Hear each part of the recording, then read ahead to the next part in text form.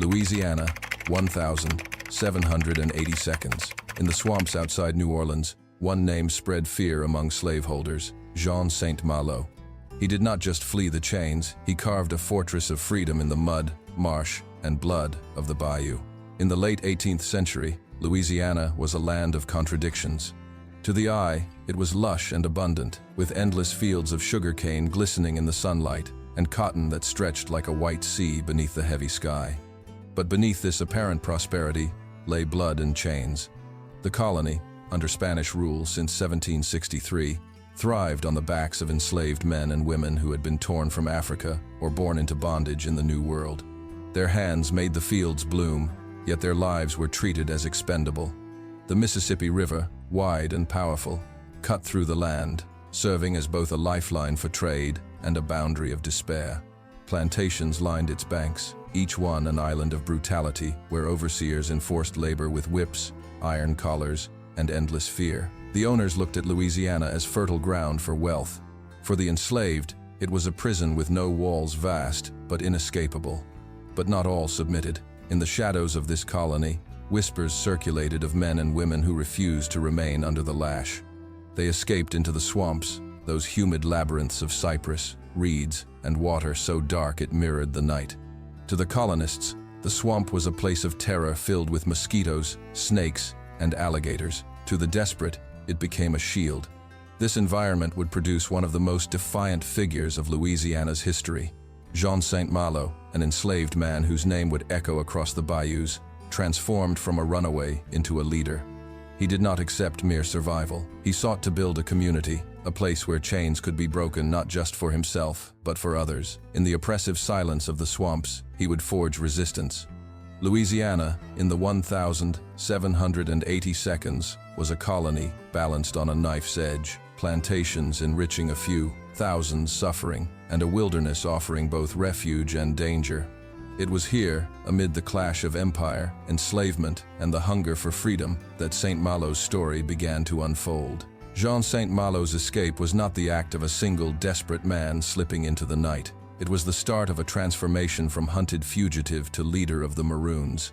Fleeing the plantation, he ventured deep into the wetlands near Lake Borgne, southeast of New Orleans, where tangled roots rose out of black water and fog hovered like a curtain. There, in the swamp that bore his name, Saint Malo found both hardship and sanctuary. Life was not gentle in the bayou. The air was thick with insects, the mud swallowed footsteps, and every sound might conceal danger. Yet these very conditions made pursuit by colonial patrols nearly impossible. Where soldiers drowned, where dogs lost the scent, Saint Malo and his companions endured. He was not alone. Other men and women, broken by the lash but unbroken in spirit, sought refuge in the swamp. Together, they formed what history would call a maroon settlement, a hidden village carved out of wilderness. Makeshift huts rose on patches of dry land. Smoke from fires curled upward, hidden by the canopy of trees. Their meals came from fishing, hunting, and small plots of cultivated ground. What they could not grow, they seized. By raiding plantations, they gathered weapons, tools, and provisions. Saint Malo quickly emerged as more than a survivor. He was an organizer, a strategist. He enforced discipline, divided supplies, and ensured the community could defend itself. The swamp was not simply a hiding place anymore. It was a fortress. Under his guidance, it became a symbol proof that the enslaved could claim a life outside bondage, not in fear, but in defiance. The colonists heard stories of this village with dread. For them, Saint Malo represented more than just an escaped slave. He was a challenge to their entire order. Every man and woman who slipped away to join him weakened the plantation economy. Every raid he led was a reminder that the system of chains was not absolute. Saint Malo, the man of the swamp, had turned the most feared terrain of Louisiana into a sanctuary of freedom. His name began to spread, carried on whispers through the quarters of enslaved people, and on fearful mutterings in the halls of planters. He had crossed the line from fugitive to legend. The swamp was more than a refuge. Under Saint Malo's vision, it became a society. What had begun as a cluster of fugitives slowly turned into a village with its own order, its own rhythm of life. Where the plantations demanded obedience, Saint Malo demanded resilience. He organized the Maroons into groups that hunted wild game, fished in the bayous, and tended small clearings where corn and beans could grow. The swamp, once considered lifeless and hostile, was bent to sustain them. Huts rose on patches of higher ground, their roofs of palmetto leaves shedding the endless rain. At night, fires flickered low, casting light on faces that carried both scars of bondage and the fragile hope of freedom. Saint Malo made sure that supplies were shared, that no one went hungry if food could be found. Survival was no longer individual desperation, it was communal strength. But mere subsistence was not enough. To defend themselves, they needed weapons. And so, under the cover of darkness, small groups struck at nearby plantations. They stole muskets, knives, and gunpowder, often slipping back into the swamp before alarm bells could sound. These raids were not just about survival. They were statements. The enslaved were no longer passive victims. They could strike back. Word of Saint Malo's maroon settlement spread among enslaved communities across Louisiana. Whispers carried through the sugar fields, through the quarters where men and women lay shackled by exhaustion. The message was simple but powerful. Freedom was not only a dream, it was being lived in the swamps under Saint Malo's leadership. To the colonists, the settlement was a thorn they could not remove. To the enslaved, it was a beacon. And as more men and women slipped away to join, the maroon community grew stronger, its defiance bolder. Jean Saint Malo was no longer just a runaway.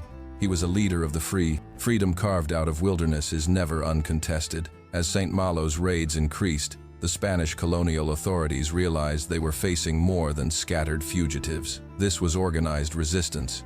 Reports flowed into New Orleans, patrols ambushed, overseers killed, provisions stolen. Behind it all was the shadowy figure of Jean Saint Malo. The swamp became a battlefield of wits. Colonial troops marched in, only to find themselves swallowed by mud and mosquitoes, their muskets useless in the wet. Saint Malo's men struck swiftly, using the terrain like a weapon. Hidden among cypress roots, they fired and disappeared. In mangrove thickets, they ambushed patrols, then vanished into the maze of waterways. Every clash deepened the legend. To the enslaved, he was proof that the empire's grip could be broken. To the colonists, he was a phantom haunting their nights. Parents in New Orleans muttered his name as a warning to their children. Do not wander, for Saint Malo and his men lurk beyond the city. But this defiance could not go unanswered. By 1784, the Spanish crown's representatives saw the Maroon village as a direct challenge to authority. The colony's economy depended on control of land, labor, and fear. Saint Malo threatened all three. The order went out. The Maroons must be destroyed. Soldiers, militia, and trackers prepared for war against the swamp itself. The stage was set for a brutal confrontation, one in which the balance between freedom and empire would be tested in mud, blood, and shadows. By the mid-1780s, whispers of Jean Saint Malo's defiance reached beyond Louisiana. Spanish officials, already uneasy about the fragile colony, saw his maroon settlement as a threat that could spread like fire across the fields. If enslaved men and women believed the swamps could offer not just refuge but a functioning community, rebellion might ripple outward, destabilizing the entire plantation system. In 1784, the governor authorized a full campaign to destroy Saint Malo and his people. Patrols grew larger, armed with better weapons, and guided by men who knew the swamp's treacherous paths. Rewards were offered to anyone who betrayed the Maroons, heightening the sense of danger. Planters, terrified of losing their labor force, pushed the authorities with letters of complaint and demands for swift punishment. But the swamp was not easily conquered. The Spanish soldiers, trained for open-field battle, found themselves swallowed by mud, their boots sinking knee-deep in black water. Clouds of mosquitoes tormented them, while the heat pressed down like a hand. In these conditions, Saint Malo's fighters thrived. They struck with precision, small skirmishes that left patrols disoriented. A shot fired from the shadows, a sudden rush of blades, and then silence. By the time reinforcements arrived, the Maroons had vanished, the swamp closing behind them.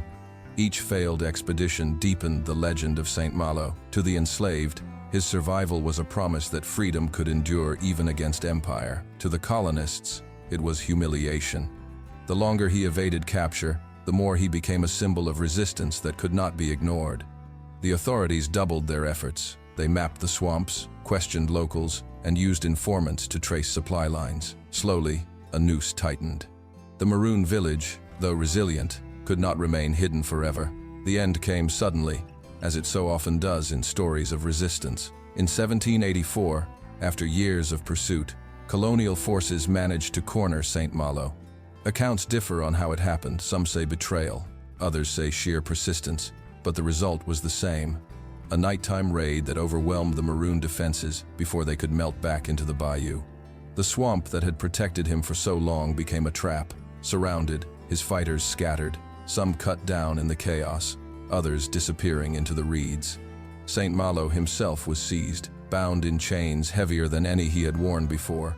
For the Spanish, this was triumph. For those who had followed him, it was devastation. Dragged into New Orleans, Saint Malo was paraded as a warning. Witnesses later recalled how, even in shackles, he carried himself with defiance. His eyes, unbroken, refused to bow. To the authorities, he was a criminal, guilty of theft, violence, and rebellion. To the enslaved, who heard whispers of his capture, he was something different, a man who had dared to carve out freedom and pay the ultimate price. In the city, excitement mingled with fear. Crowds gathered to glimpse the infamous maroon leader whose name had become legend. The Spanish authorities prepared for a trial designed not just to condemn him, but to display the power of empire. By bringing him into the public square, they sought to erase the myth and replace it with terror. Yet even chained, Jean Saint Malo remained a symbol. His capture did not extinguish the memory of what he had built. The swamp, scarred by his footsteps, still whispered his name, and those who had once joined him carried the story forward, ensuring his defiance could not be silenced by iron. The trial of Jean Saint Malo was never meant to be a search for justice. It was a performance, carefully staged by the Spanish authorities to prove that no one, no matter how bold, could rise against the colonial order and live to tell the tale. Held in New Orleans, the courtroom filled with soldiers, planters, and curious townspeople, eager to witness the fall of a man who had haunted their fears for years. Saint Malo stood before the judges in heavy chains, his wrists bound, his ankles shackled, yet his posture straight. The charges read aloud painted him as a dangerous outlaw: theft of property, incitement of rebellion, murder of colonial soldiers, and the founding of an illegal settlement in the swamps. Each accusation was meant to strip him of humanity, reducing him to a criminal rather than a leader. But those who saw him recalled something striking. Even as witnesses spoke against him, even as the judges pronounced guilt, Saint Malo's gaze never faltered. He did not plead, he did not beg. Instead, he carried himself with the same silent authority that had held a community together in the wilderness. His silence, some said, was heavier than words. The sentence was inevitable. The court declared that Jean Saint Malo would be executed by hanging, his body displayed as a warning. The announcement was greeted with applause from planters who saw their order restored, but also with quiet murmurs from those who knew what he represented. In the quarters of the enslaved, his trial was not the defeat the authorities imagined. It was another chapter in his transformation into a legend. The stage was set for a final act, one the Spanish hoped would erase the myth, but which instead would engrave it deeper into the memory of Louisiana. On the morning of his execution, New Orleans gathered in tense anticipation. The square where the gallows stood filled with townspeople, soldiers, and planters, all drawn to witness the spectacle. For the authorities, this was more than punishment. It was theater, designed to terrify others who might dream of freedom. Jean Saint Malo was led out in chains. The crowd parted, some jeering, others silent. His steps were steady, each one echoing on the wooden platform as if he were walking toward destiny rather than defeat. Accounts describe him with a calmness that unnerved even his captors. He looked not at the gallows, but at the people, his gaze sweeping across faces that had both feared and admired him. The noose was prepared, thick rope dangling under the heavy sky. Officials read the charges once more, their words sharp and triumphant. Yet in the silence that followed, it was Saint Malo who seemed to hold the square. He did not cry out. He did not bow his head. His final act was not one of submission but of quiet defiance. When the trapdoor fell and the rope snapped taut, the crowd erupted not in joy, but in uneasy murmurs. The Spanish saw an enemy destroyed.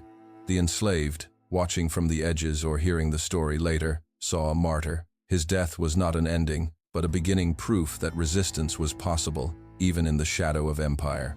The authorities believed they had crushed rebellion. Instead, they had immortalized it. Jean Saint Malo's body hung in the square, but his spirit had already slipped back into the swamps, carried in whispers and songs. After the execution, officials in New Orleans believed the matter finished. The gallows had done its work, and the colony could return to the rhythm of sugar harvests and cotton trade. But memory is not so easily silenced. The name of Jean Saint Malo, rather than fading, grew louder in the imagination of those who had witnessed or heard of his struggle. The swamp village he once led continued to be remembered as Saint Malo, a maroon settlement that stood as proof that people in chains could carve out freedom. Even after soldiers had dismantled huts and scattered survivors, the land still carried the echo of what had been built there. For decades, the bayou near Lake Borgne was whispered about with reverence and fear, a place where defiance had rooted itself in the mud. Among the enslaved, his story spread in fragments. A man who fled the whip, who gathered others, who fought soldiers and lived free until captured. For some, it was a warning of the cost of resistance. For others, it was a beacon, a reminder that even in Louisiana's brutal system, freedom had been tasted. Every time another person slipped away into the swamp, the spirit of Saint Malo moved with them. Planters, meanwhile, spoke his name as a curse. He had proven that the system of control was fragile, that one determined leader could unsettle an entire colony. His memory forced them to build higher fences, send out more patrols, and live with the quiet fear that rebellion could emerge again.